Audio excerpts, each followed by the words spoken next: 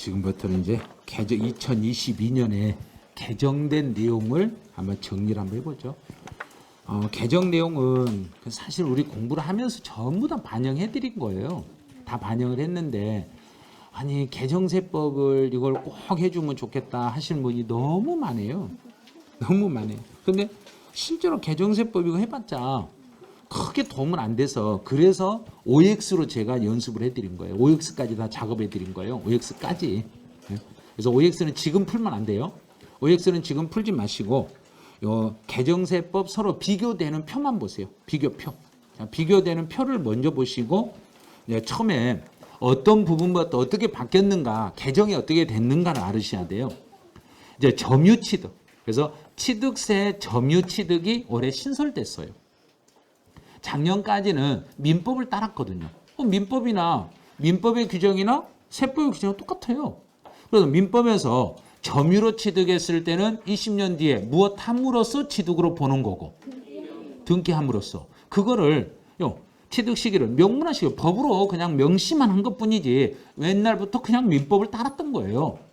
그래서 취득세 점유 취득의 시효는 등기 한 날을 취득일로 보겠습니다. 그럼 이제 문제는 이 점유 취득을 했을 때 이제 두 갈래 길이 있다는 거예요. 취득세에서는 점유로 취득했을 때 무슨 날로 가면 되는 거고 등기일로 가면 되는 거고 취득세에서는 등기일로 가면 되는 거고 양도소득세는 등기일이 아니에요. 양도소득세는 무슨 날로 가는 거고 점유 개시일. 점유를 개시한 날입니다. 점유를 개시한 날 이렇게 잡으셔야 돼요. 그래서 문제에서 취득세로 문제가 출제가 되는지 양도소득세로 문제가 출제가 되는지 어느 법에서 문제가 나왔는지를 꼭 확인하고 문제를 풀으셔야 돼요.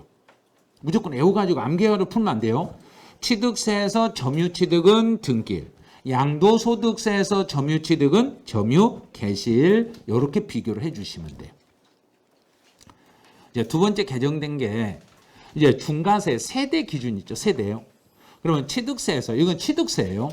취득세에서 세대를 판단할 때는 우리 우리 집에 살고 있는 사람으로 판단하든가요? 우리 집에 주민등록이 되어 있는 것으로 판단하든가요? 취득세에서 세대를 판단할 때는 주민등록상 등재가 되어 있어야 되든가요? 실제 살고 있는 가족으로 잡았든가요? 이걸 알으셔야 돼요. 주민등록상 등재된 가족입니다. 주민등록상 등재되어 있는 가족을 말해요. 그러면 주민등록상 등재된 가족인데 우리 집에 안 살고 있는 사람이 나하고 같이 안 사는 사람이 우리 집에 주소를 두면 그것도 세대 속에 그 사람도 세대 속에 들어오는 거 안 들어오는가? 들어와 버려요. 그러면 그 사람이 집이 있어. 그럼 내가 집을 사면 그 사람 주택도 내 주택수에 들어오는 거 안 들어오는가? 들어와 버린 거예요. 이게 불이익이네. 아니 이거 우리 집에 사는 사람 아니다. 주소만 두고 있는 사람인데 지금 왜 이 사람 때문에 내가 불이익을 당해야 되냐. 그랬더니 정부가 법을 약간 완화시켜줬어요. 어떻게 완화시켰냐면 예전에는 주택 취득일까지 세대를 분리해야 돼요. 네가 집을 산 잔금을 청산하는 날 현재 그 사람이 주소를 뺐어야 돼요. 그런데 지금은 법이 바뀌어가지고 이제 며칠 안에만 주소를 빼면 된다는 이야기인가? 60일 안에만 주소를 빼면 돼. 그래서 잔금을 청산하고 이제 며칠 안에만 주소를 빼버리면은 그때는 우리 집에 살지 않는 사람으로 보겠다. 60일. 그래서 60일 안에만 주소를 빼시면 그때는 그 사람은 우리 집에 살지 않는 사람으로 봐가지고 주택수 계산할 때 그 사람은 제외시키고 주택수를 계산해 주겠다.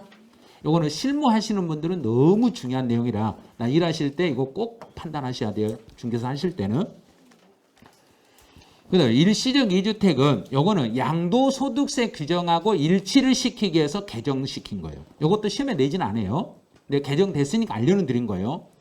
그래서 일시적 2주택에서 내가 집을 하나 가진 사람이 새로 집을 사고 양쪽 다 조정 대상 지역에 있으면 양쪽 다 조정 대상에 있으면 예전에는 1년 안에 팔아야 되는데 이번에는 1년 안에 판다, 2년 안에 판다. 2년 안에 파시면 되겠습니다. 이렇게 되는 거예요. 이제는 2년 안에만 파시면 되겠습니다. 이렇게. 이제 네 번째는 이제 상속을 받았을 때 이제 비과세 규정에서 개정된 거예요. 이제 비과세에서 개정이 된 게 이제 상속 개시 전에 상속을 받기 전에 그 차량이 천재지변이나 화재나 교통사고나 폐차나 차량의 초과라는 게 이게 뭔지 아신가요? 수명, 차 수명. 대략 차 수명은 몇 년이고? 10년. 그 대략 10년이라고 봐요. 대략. 근데 원래 10년이 아니라 한 8년 정도 잡아요. 감가상가가 한 8년 정도 잡거든요. 그래서 그 시간이 지나버리면 더 이상 차는 수명이 다 됐다 이렇게 보는 거예요. 차 수명이 다 된 것을 상속을 받았어. 그러면 상속을 받았으면 사망자가 이제 사망하기 전에 내가 상속을 받았는데 차가 망가져 버렸네. 이미 차가 망가진 상태로 상속을 받고 그분이 상속받고 나서 그분이 사망하면 그러면 나는 이 차량에 대해서는 취득세를 내야 된다, 안 내도 된다? 안 내요. 이건 비과세니까. 이 경우는 비과세 대상입니다. 이거는 누구나 알 수 있어요. 누구나 알 수 있어요. 그런데 2번은 좀 주의하셔야 돼요. 차 수명이 다 돼가지고 사용할 수 없는 차량을 제가 상속을 받았어요. 그러면 차 수명이 다 돼가지고 상속을 받았는데 내가 이 차를 폐차를 시켜버렸어요. 그럼 폐차를 시키려면 상속받고 몇 개월 안에 폐차를 시켜버리고 깨끗이 정산해버리면 요건 취득이 아닌 비과세로 보냐면 여기는 3개월. 상속 개시일로부터 3개월 안에 말소 등록이 되면 그 차량을 폐차하고 3개월 안에 말소를 시켜버리면 이것도 비과세 대상입니다. 이렇게 가는 거예요. 여기는 3개월 요건 좀 익히셔야 돼요. 왜 3개월이냐면 우리 상속을 받으면 상속 개시일이 속하는 달의 말일부터 몇 개월 안에 취득세를 신고해야 되는데 6개월 안에 신고를 해야 되는데 6개월이 되기 전 몇 개월 안에 정산해버리면 3개월 안에 그냥 깨끗이 없애버리면 이거는 취득세, 과세다, 비과세다. 비과세 대상입니다. 이렇게 가는 거예요. 이제 취득세에서 개정된 건 여기까지. 이제부터 등록면허세는 개정된 게 하나도 없어요. 등록면허세는 개정이 하나도 없었고 이제 재산세 내용으로 가보죠. 이제 5번은 재산세인데 허가를 받아야 되는데 허가를 받지 아니하고 자 허가라는 거예요.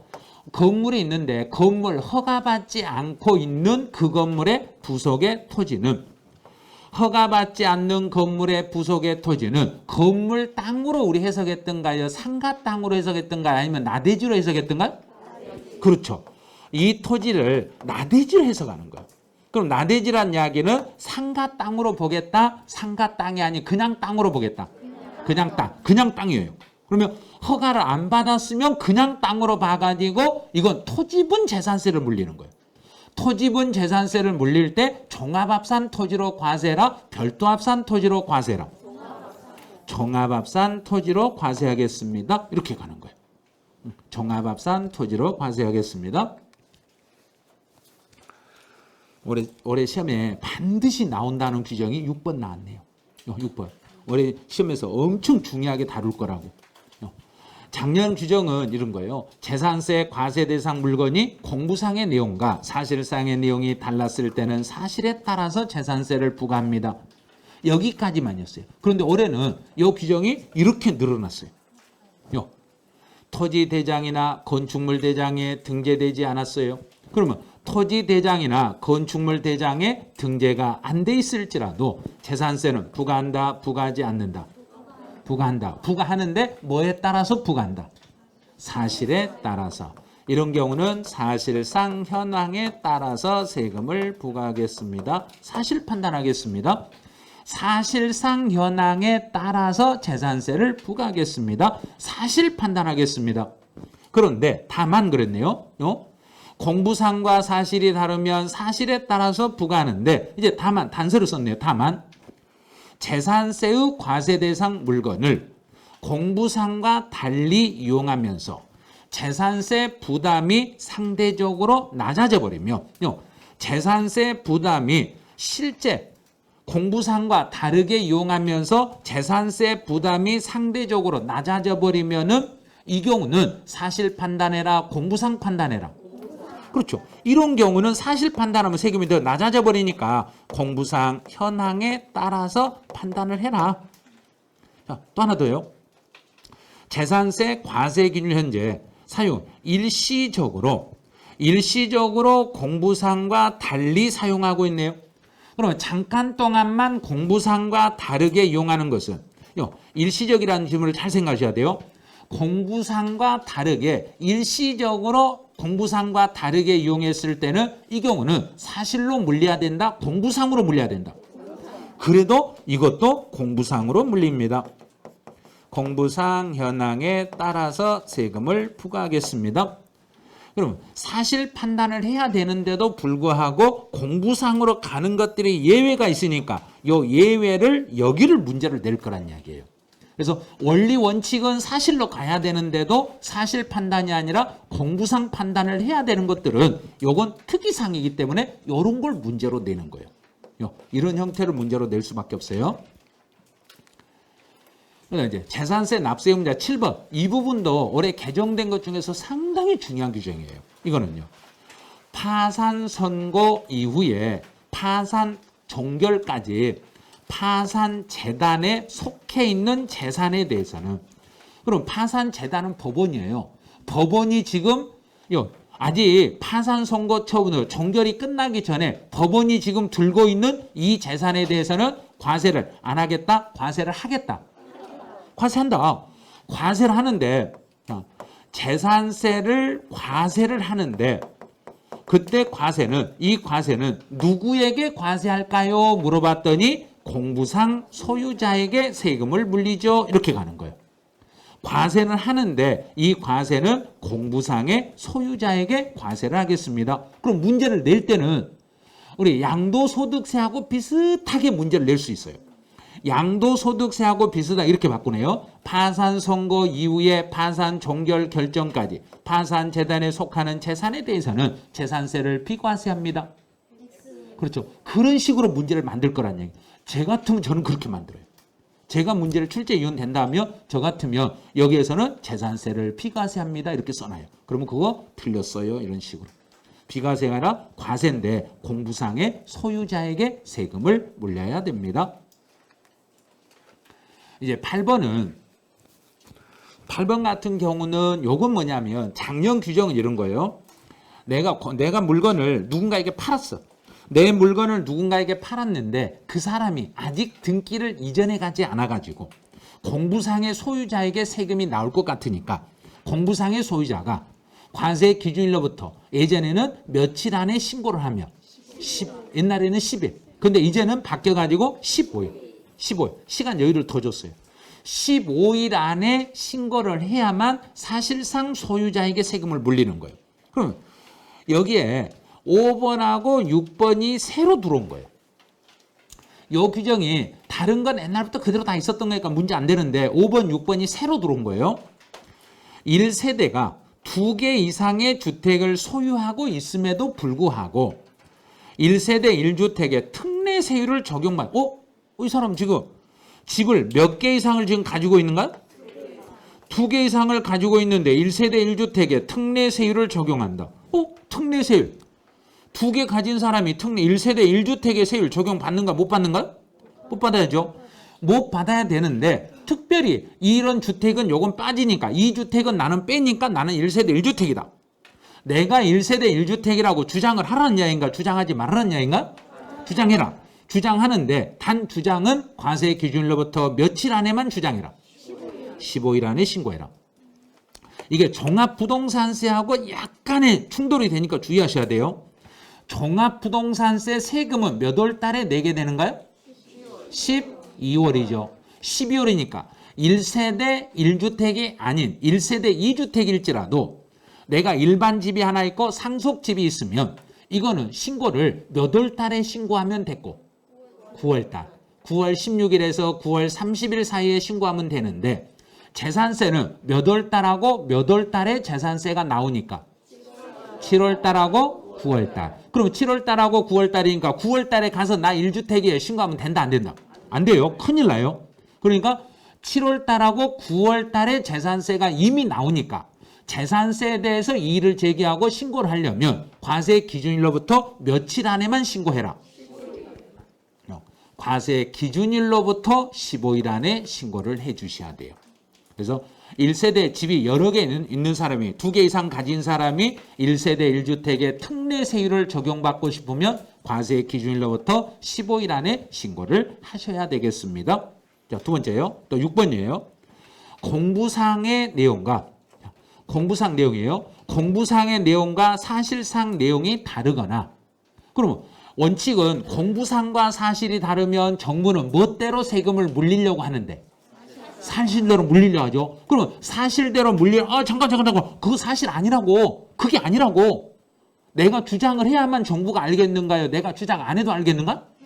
해야 되는 거예요. 이때도 과세 기준일로부터 며칠 안에 신고해라. 15일 안에 신고를 해야만 되겠습니다. 15일로 늘려주는 이유가 이런 것들이 추가로 들어오다 보니까 신고할 수 있는 게 건이 많아졌다는 이야기예요. 건이 많아지니까 어쩔 수 없이 시간 5일 정도 더 뒤로 늦춰준 거예요. 그래서 여기서 이런 것도 주의하셔야 돼요. 6번 같은 거.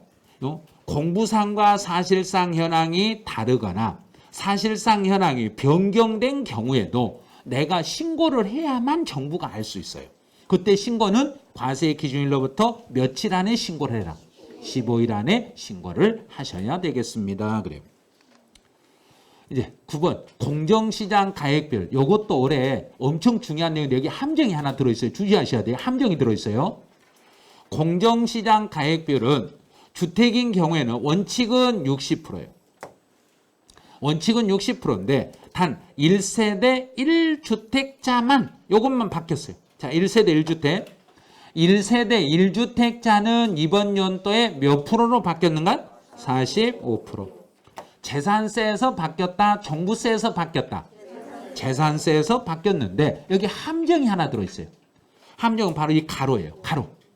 시가 표준액이 9억 원을 초과하는 주택은 제외한다, 포함한다. 여기를 시험 볼 때는 제외한다라고 쓸 거예요. 무조건 1세대 1주택은 45%라고 익히면 안 돼요. 45% 적용을 받는데 9억이 초과된 집도 포함해서 45%다. 9억이 초과된 집은 제외하고 45%다. 제외라고 쓸 거라니까요. 제외라고 쓰면 틀렸다니까. 그런데 또 제외라고 해버리면 어떡해요. 자, 다시요. 다시. 시가 표준액이 9억 원을 초과하는 주택을 포함한다, 제외한다. 포함한다. 그러면 9억이 넘는 집도 45%다. 9억이 넘으면 45% 적용 못 받는다. 넘어도 45% 적용받는다. 한 번 입력 잘못해놓으면 나중에 계속 이거 미스가 돼요. 조심하셔야 돼요. 그러니까 여기서 45%는 9억이 넘든 안 넘든 상관없이 무조건 45%를 적용하겠습니다. 이렇게 가는 거예요. 이제 법인 소유 주택에 대한 세부담의 상한제가 이게 올해 바뀌었어요. 이번 연도에 바뀌었는데 법인들이 가지고 있는 주택은 금액 크기에 따라서 105, 110, 130을 적용해라. 무조건 150을 적용해라. 무조건. 관계없이. 금액에 관계없이 법인들이 소유하는 것은 100분의 150을 적용한다. 단, 이 경우는 재산세만 이 규정을 적용한다. 종부세에서 이 규정을 적용한다. 재산세만이에요. 재산세만 주택인 법인 소유 주택은 100분의 150을 적용하겠습니다. 그래요. 이제 11번은 종합부동산세 공정시장 가액별 개정 내용이네요. 이제 11번은 이제 예전에는 주택이든 토지든 모두 100%였어요. 근데 이번에 바뀌면서 주택은 60%. 자, 주택은 60%. 토지는 그대로 100%. 토지는 100%. 토지는 그대로 100%, 주택은 60%. 주택인 경우는 60%를 적용하시고 토지는 100%를 적용하겠습니다. 그래요. 그래서 여기 주의할 게 만약에 종부세에서는 1세대 1주택이면은 종부세에서는 몇 프로를 적용한다. 그대로 60%. 재산세에서는 1세대 1주택이면 45%. 종합부동산세에서는 1세대 1주택일지라도 60%. 대신에 60%를 적용하되 1세대 1주택이면 기초공제로 얼마를 더 빼준다. 3억이 아니라 5억. 그 내년 규정을 읽고 있으면 안 돼요. 지금 내년에 또 바뀌어요, 이거. 올해는 5억이에요. 올해는 1세대 1주택자는 기초공제 5억을 빼고 5억을 빼주니까 여기서는 공정시장 가액별은 종부세는 그대로 1세대 1주택도 60%로 가는 거예요. 그래서 그러면 공정시장 가액별이 재산세에서 주택은 60%, 1세대 1주택이면 45%, 종합부동산세에서 주택에 대한 공정시장 가액별은 60%, 1세대 1주택일지라도 종부세는 60%. 종부세는 무조건 1세대 1주택이든 그냥 1세대 1주택이 아니든 60%. 그 다음에 많이 물어보신 게 뭘 물어보냐면 법인들이 소유하는 주택은 몇 프로예요? 이거 물어봐요. 법인이 소유하는 주택도 60%. 무조건 주택들은 60%를 종부세에서는 적용합니다. 이제 12번은 이 부분이 올해 이제 시행령에서 바뀌는 규정이에요. 이거 정확히 기시해야 돼요. 혹시 출제위원이 이걸 또 내버리면 좀 그런데 작년에는 이맘때 개정된 것까지 시험에 출제했어요. 지금 개정된 내용까지 출제를 했어요. 그래서 다음에 해당하는 경우에는 1세대 1주택자로 본다 그랬어요. 다음에 해당하는 경우에는 1세대 1주택으로 보는데 1세대 1주택으로 보는데 단 신청을 해야만 된다. 신청을 안 해도 된다. 반드시 신청해야 돼요. 신청할 수 있단가요? 하여야 한단가요? 하여야 한다요. 그러면 그 신청은 9월 16일부터 9월 30일까지 하셔야 됩니다. 9월 16일에서 9월 30일 사이에 신고를 해야만, 신청을 해야만 1세대 1주택으로 보는데, 자, 이제 한번 여기다 비교를 한번 해드릴게요.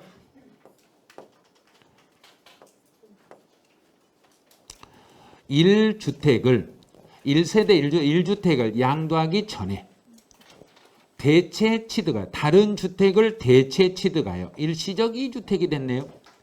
그럼 지금까지는 일시적 2주택이 되더라도 그 금액을 더해서 종부세가 나왔어요. 그 금액을 더해서 나와요. 그런데 문제는 내가 집을 하나 가진 사람이 이 집을 양도하기 전에 다른 집을 취득해서 일시적 2주택이 됐을 때는 이제 새 집 사고 옛날 집을 가지고 있을 생각인가요? 팔 생각인가요?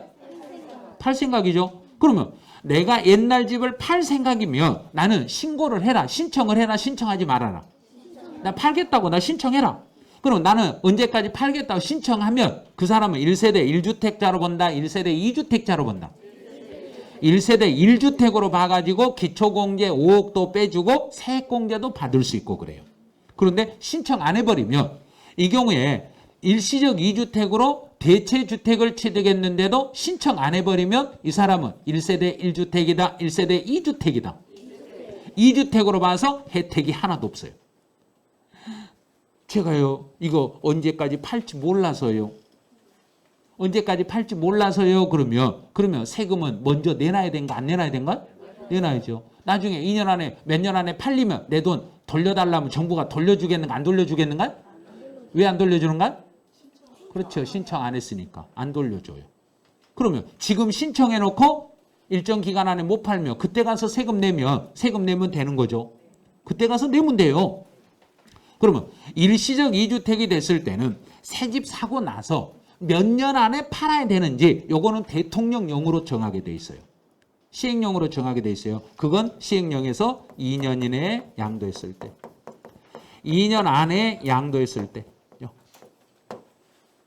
그럼 조정 대상 지역이 아니었을 때는 일반적으로 대체주택은 몇 년 안에 팔면 비과세 혜택을 받았었는데 조정 대상이 아니면 3년, 조정 대상이면 2년. 그런데 여기서는 일시적 2주택으로서 특혜를 받으려면 새 집 사고 나서 둘 중에 옛날 종전집을 몇 년 안에 팔아야만 특혜를 주겠다. 2년 안에 팔아야만 특혜를 주겠다. 조정 대상 여부를 따지지 않고 2년 안에만 팔아야 되고 2년 넘어버리면 안 돼요. 2년 안에 팔아야 특혜를 드리겠습니다. 이제 상속이네요. 1주택과 상속을 원인으로 취득한 다음에 상속주택입니다. 네, 요 지문을 잘 보시면 집 하나, 내가 집 하나를 가지고 있고 또 상속을 받은 집을 함께 소유하고 있는 경우 그랬어요. 그럼 상속집이 하나였을 때 이야기인가요? 상속집이 여러 개 있어도 된다는 이야기인가? 그래요. 상속집은 여러 개 있어도 상속집으로 신청해라. 그럼 다 빼주겠다. 상속집은 다 빼주겠다는 소리예요. 지금 1주택, 내가 집 한 채를 가지고 있고 상속주택을 가지고 있으면 일반적으로 상속 개시로부터 몇 년이 경과되지 아니하는 주택은 주택수에서 빠진다. 5년. 자, 5년 먼저 기본. 상속받은 집은 상속 개시로부터 그분이 사망한 날로부터 5년 동안은 주택수 계산해서 제외시켜 드리겠습니다. 그래요. 자, 여기까지 됐어 이제. 그런데 문제는 상속받은 집이 저가주택이네. 그래서 수도권의 6억 이하의 주택이나 비수도권의 3억 이하의 주택이 있네요. 그럼 상속받은 집이 수도권의 6억 이하이고 비수도권의 3억 이하의 주택은 요것들은 이제 5년 동안만 빼주겠다. 기간 제한 없이 빼주겠다. 기간 제한 없이 요것들은 빼주겠다. 또 하나 더 있어요. 또는 해가지고 상속주택의 지분이 몇 프로 이하가 되면 40% 이하가 되면 내가 상속받은 지분이 40% 이하 되면 5년만 제외시켜주겠다. 기간 제한 없이 제한해주겠다. 기간 제한 없이 제외시켜주겠다. 여기서 40% 암기 못하실 분에 의해서 알려드릴게요. 이 상속받은 집은 그분이 뭐 해야만 내가 상속을 받는가? 사해야만. 사해야만. 그러니까 몇 프로? 40%. 죽어버려야 되니까 40%. 상속은 사해야 되니까 40%. 40% 미만 내가 상속을 받은 지분이 있으면 내 지분으로 40%가 안 되면은 5년만 제외된다. 계속 제외된다. 계속. 가만히 있으면 제외된다. 신청을 해야 제외된다. 신청을 하셔야 돼요. 신청 안 하면 안 돼요. 신청을 해야만 제외됩니다. 또 집 한 채 가진 사람이 지방에 저가 주택을 가지고 있네요. 그러면 지방의 저가 주택은 공시가격 얼마가 안 된 집을 저가 주택이란다. 3억 이하. 3억 안 되는 지방에 있는 저가 주택은 내가 신청해야만 주택수에서 빠진다. 신청 안 해도 빠진다. 신청해야만. 그럼 일반 국민들이 이걸 다 알겠는가요? 잘 모르겠는가요? 잘 몰라요. 잘 모르고 법이 바뀐 게 지금 이번에 9월 15일 날 바뀌었어요. 15일 날 바뀌고 이 규정은 시행령인데 아직 시행령이 국무회에 통과가 안 됐어요. 그러면 다음 주인데 다음 주까지 이걸 국민들이 이걸 받아들이겠냐 이걸. 그럼 이거 신청 안 하면 고스란히 세금 나와야 돼. 그 요거는 사실은 연장을 해줘야 돼. 기간 연장을. 그런데 지금 현재로 봐서는 기간 연장이란 말이 안 나와요. 그래서 9월 16일에서부터 9월 30일까지 신청을 하셔야만 혜택을 받는 거고 신청을 하지 않았을 때는 혜택을 받을 수가 없습니다. 그다음에 이제 납부 유예 제도는 요거는 크게 신경 안 쓰셔도 돼요. 납부 유예 제도는 한번 참고만 하세요. 이건 시험 문제 내기 어려우니까 참고만 하세요.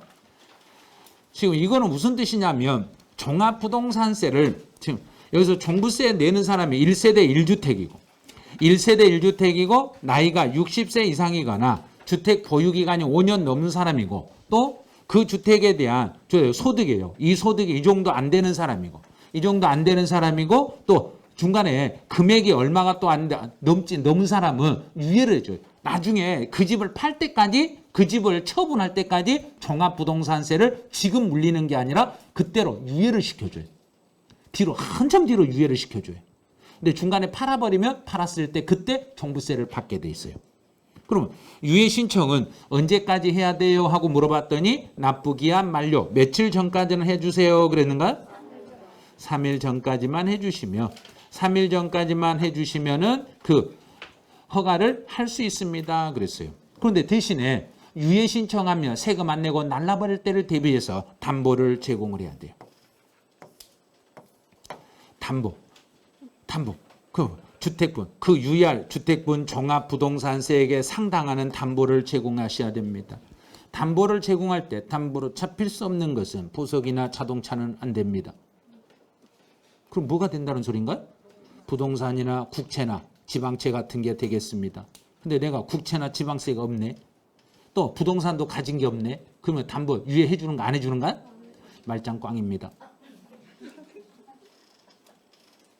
그것도 집이 하나 있는 사람만 유예해 주는가? 여러 개 있는 사람 유예해 주는가? 하나 있는 사람. 하나 있는 사람만 유예를 시켜드립니다. 그래요. 그러니까 유예 같은 거 크게 신경 쓰지 마시란 이야기예요. 이거 크게 중요하지 않으니까 이건 그냥 넘기셔도 돼. 이거는. 그다음에 이제 양도소득 14번은 이제 양도소득세 규정이에요. 양도소득세에서는 이제 배율이 바뀌었는데 위에 건물이 비과세면 밑에 있는 땅도 비과세를 받을 수 있어요. 땅이 비과세를 받을 때 도시 밖에 있으면 몇 배로? 10배. 안으로 들어오면 5배. 수도권의 주거, 상업, 공업지역은 3배. 여보 1번 요것만 개정됐어요.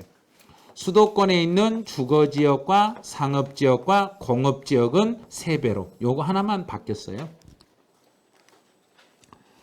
그다음에 15번은 이미 정리했던 거죠. 이제 종전, 내가 집을 하나 가지고 있는 사람이 새로 집을 또 취득해가지고 일시적 2주택이 됐을 때 모두 다 조정 대상 지역에 있으면 몇 년 안에만 팔면 비과세 혜택을 받는다.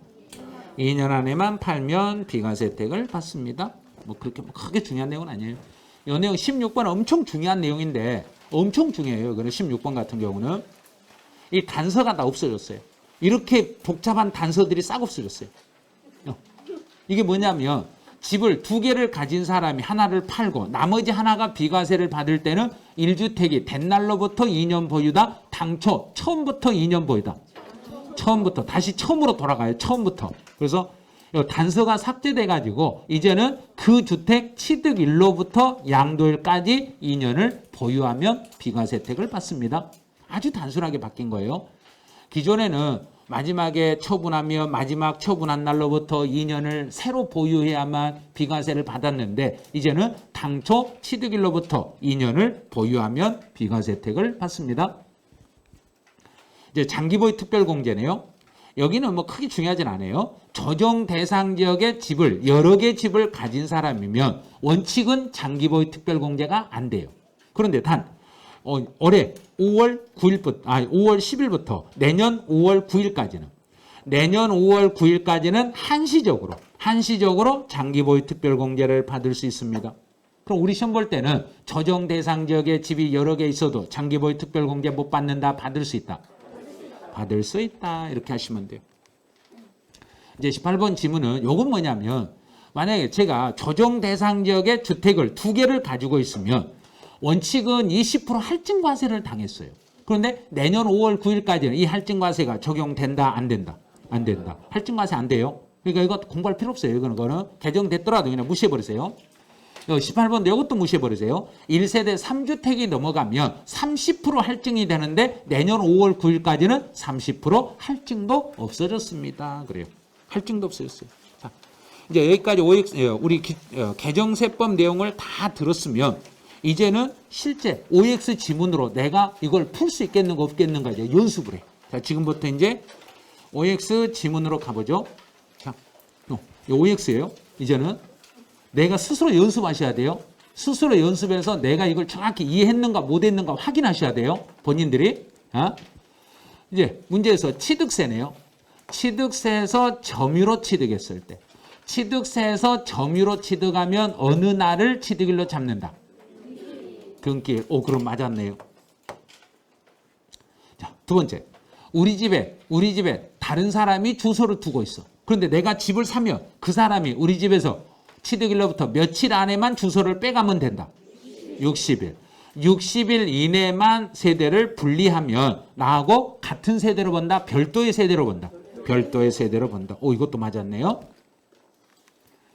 이제 세 번째. 상속 개시 전에, 사망하기 전에 천재지변이나 화재나 교통사고 등으로 차량이 사용할 수 없는 차량에 대해서는 내가 상속을 받았더라도 나는 과세다, 비과세다. 비과세다. 취득세를 부과하지 아니한다. 그랬으니까 맞았어요. 자, 네 번째요. 차량을 사용할 수 없는 사유, 차량초가 차 수명이 다 된 차량을 내가 상속을 받았어. 상속을 받고 나서 몇 개월 안에 말소해버리면 나는 비과세 대상이다. 1개월이 아니라 3개월. 3개월 이내에 말소 등록해버리면 이 경우는 취득세를 부과하지 않는다. 1개월에 했으니까 틀렸어요. 3개월 이내에 해야지. 아니요. 1개월도 3개월 안 됐잖아요. 이렇게 따지면 안 돼요. 3개월 이내에 3개월 안에 말소 등록을 하면 그때 가서야 비과세 혜택을 드립니다. 1개월이라고 하시면 안 돼요. 근데 5번은 이제 재산세 규정인데 허가를 받아야 되는데 허가 등을 받지 아니하고 허가받지 않고 있는 그 건물의 부속 토지는 그 건물의 부속의 토지는 나대지로 보니까 나대지 상태로 보니까 종합합산 토지로 본다. 별도합산 토지로 본다. 종합합산 토지로 봅니다. 별도합산이나 종합합산이니까 틀렸습니다. 이러면 돼요. 이제 6번이네요. 6번 같은 경우는 이제 공부상과 사실 이제 판단하는 거예요. 허가 등을 받지 아니하고 공부상과 달리 이용하면서 재산세 부담이 상대적으로 더 낮아져 버리네. 재산세 부담이 더 낮아져 버리면은 뭐에 따라서 판단해라 그랬는가? 공부상 현황에 따라서 판단해라. 그럼 맞았어요. 자, 7번. 일시적으로 잠시 동안만 공부상과 달리 사용하고 있습니다. 잠깐 동안만 공부상과 다르게 사용하고 있으니까 너는 공부상으로 판단해라. 사실로 판단해라. 사실이 아니죠. 공부상으로 판단해라. 공부상의 현황에 따라서 판단하니까 7번은 X가 되겠습니다. 8번 가보죠. 8번은 제가 문제 낸다면 바로 이런 형태로 낸다고 그랬어요. 파산 선고 이후에 파산 종결까지 파산 재단에 속하는 그 재산의 경우에는 법원이 가지고 있는 그 재산은 재산세를 부과하지 않는다. 부과한다. 부과한다. 부과를 하는데 누구에게 부과한다? 공부상 소유자에게 부과한다. 공부상의 소유자에게 부과한다. 그럼 X. 자, 9번이요. 9번은 재산의 소유권 변동이나 그 소유권이 변동이 됐네. 재산의 소유권이 변동이 됐으면 과세 기준일로부터 며칠 안에 신고해야 되고 20일이 아니라 15일. 15일 안에 신고해야 되니까 9번 X. 자, 10번. 1세대가 2개 이상의 주택을 소유하고 있지만 2개 이상을 가지고 있지만 특례 세율을 적용받으려면 내가 신청을 해야 된다. 신청을 안 해도 된다. 신청해야죠. 신청을 해야 되는데 과세 기준일로부터 며칠 안에 15일 안에 신청해야 되니까 맞았습니다. 공부상과 사실상 현황이 다르거나 사실상 현황이 변경이 됐을 때도 내가 신고를 해야 돼. 이때도 과세 기준일로부터 며칠 안에 15일 안에 신고를 하셔야 됩니다. 11번도 맞았네요. 12번 주의하셔야 돼요. 12번 문제 나오면 조심하셔야 돼요. 재산세에서 주택에 대한 공정시장 가액비율은 60%입니다. 단 1세대 1주택인 경우는 45%입니다. 이렇게 해놓고 맞다게 버리면 큰일 나요. 맞다 하시면 안 돼요. 그래서 시가 표준액이 9억 원을 초과하는 주택을 제외한다, 포함한다. 이거를 이렇게 바꿔치기 버리니까 조심하셔야 돼요. 문제 풀 때 오래. 여기를 바꿔치기 하니까 이거 X예요. 그래서 9억이 초과된 주택을 제외하는 게 아니라 9억이 초과된 주택을 포함해서 45%를 적용합니다.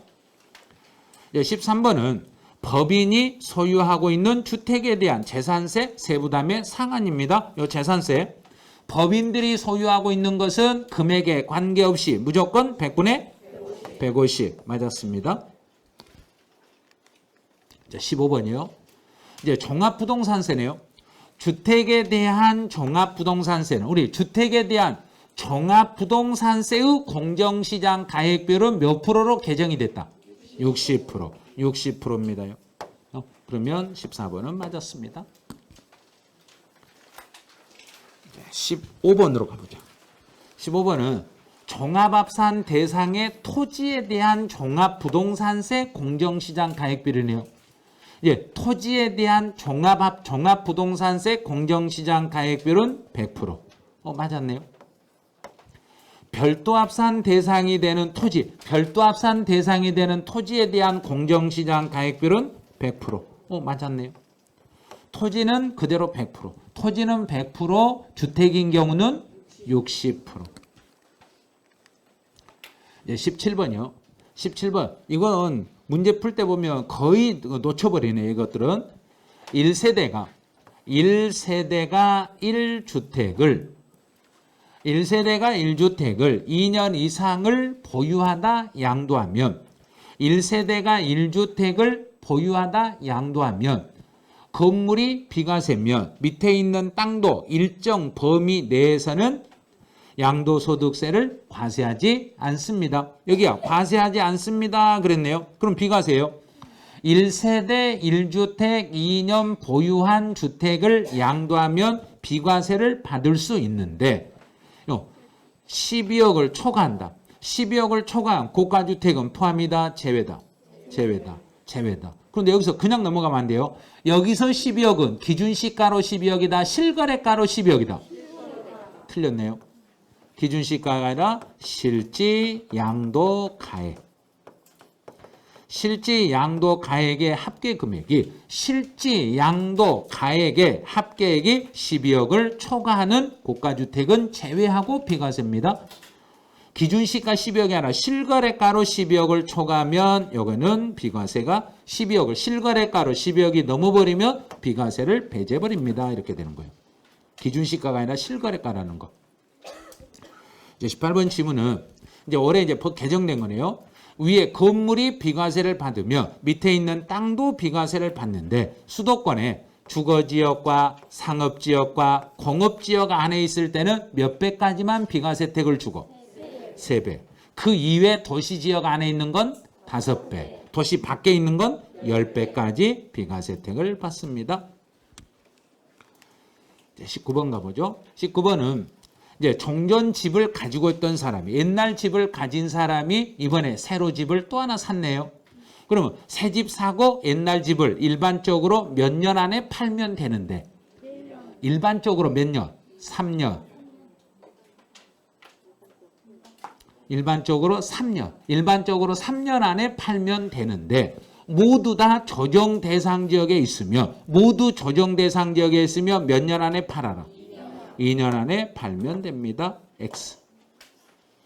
둘 다 조정 대상 지역에 있을 때는 모두 다 조정 대상 지역에 있을 때는 2년 안에 팔아야 되겠습니다. 20번 요거 엄청 중요하게 바뀐 건데 시험 문제 출제할 때는 지문을 내기가 약간 어려워요. 이게 2주택 이상을 보유한 1세대가 1주택 이의 주택을 모두 처분한 경우의 보유기간은 그럼 이제 A주택과 B주택을 취득했다가 B주택을 양도했네요. 이 B주택을 팔고 A주택을 양도하려고 그래요. 그럼 여기 1번, 이게 2번. 자, 이 중에서 1번 보유기간으로 2년 보유다, 2번으로 2년 보유다. 2번. 여기에 적용된 거예요. 그래서 이 보유기간은 당초 처음 취득일로부터 양도일까지 2년을 보유하시면 돼요. 그래서 최종 1주택이 된 날로부터 틀렸어요. 그래서 당초 취득일로부터 여기서부터 2년을 보유해야만 비과세를 받습니다. 그래서 마지막 이 집을 팔고 2년이 아니라 A주택을 처음 취득했을 때부터 2년을 보유하면 비과세 혜택을 받습니다. 그래요. 20번은 X예요. 자, 21번. 조정 대상 지역에 여러 개 집이 있더라도 조정 대상 지역, 여기 2년 보유가 아니라 3년 보유로 바꾸세요. 여기 2년 보유가 아니라 3년 이상 보유예요. 3년 이상을 보유해야만 장기 보유 특별공제를 받을 수 있어요. 이 숫자만 지금 잘못 들어간 거예요. 3년 이상을 보유하면 비과세 혜택을 받는데 그러면 1세대 2주택일지라도 1세대 2주택일지라도 장기보유 특별공제는 이제는 조정 대상 지역에 있어도 내년 5월 9일까지는 공제가 가능하다, 공제가 불가능하다. 가능하다. 공제받을 수 있습니다. 이렇게. 22번이네요. 조정 대상 지역에 집을 2개 이상을 가지고 있으면 원칙은 20%를 할증해서 과세하는데 내년 5월 9일까지는 할증이 된다, 안 된다? 안 된다. 할증 안 돼요. 20% 더하지 않는다. 이게 맞아요. 그 다음에 이제 마지막 24번이요. 23번이요. 조정 대상 지역에 1세대 3주택이면 원칙은 30%를 더해야 되는데 내년 5월 9일까지는 30%를 더한다, 더하지 않는다. 더하지 않는다. 이것도 맞았어요. 이런 식으로. OX 지문 중에 시험에 나올 수 있는 지문들이 있어요. 그러니까 한 번씩 스스로 한번 연습해 보셔야 돼요. 스스로 연습해 가지고 내가 개정세법을 정확히 이해했는가, 이해 못했는가, 요걸 익혀주시면 돼요. 자, 오늘은 이제 여기까지예요. 여기까지인데 오늘의 마지막 멘트가 어떤 멘트인가냐면 이거예요.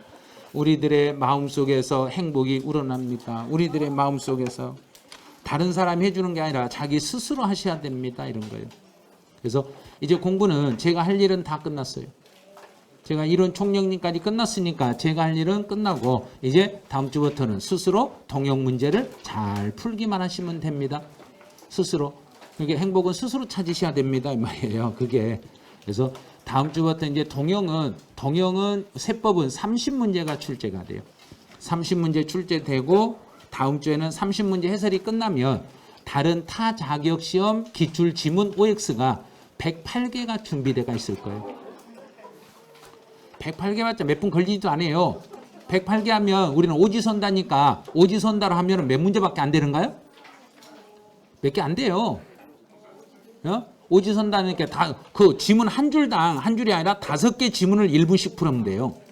그러니까 얼마 안 걸려요. 얼마. 너무 겁내지 마시고 그 다른 자격시험에서 나온 지문들을 봐야 우리 시험 볼 때 도움이 되니까 그래 해드린 거예요. 해드린 거니까 다음 주에는 우리 동영 끝나고 108개 지문 해석하고 그리고 수업이 끝나니까 그렇게 알고 다음 주에 수업 참여하시면 되겠네요. 네, 오늘 수업 여기서 마치죠. 수고하셨습니다.